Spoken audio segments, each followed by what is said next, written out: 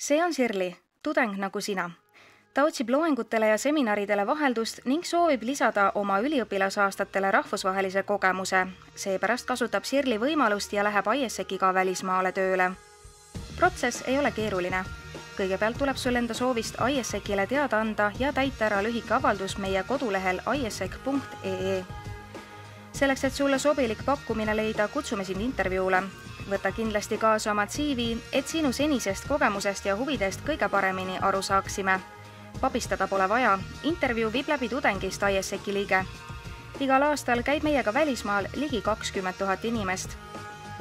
Pärast edukat intervjuud on asi kindel, allkirjastame lepingu ja paneme sinu profiili üles IESEC-i rahvusvahelise töövahetuse andmebaasi. Meie juures saab valida 100 riigi ja tuhandete pakkumiste hulgast. Andmebaasis orienteerumisel abistab sind meie koordinaator, et leiaksid üles just enda unistuste tööpaiga. Enne välislähetusele siirdumist korraldame kõigile tudengitele Eestis ettevalmistava seminari, et teaksid, mida eesseisvalt kogemuselt oodata ja kuidas sellest enda jaoks parim võtta.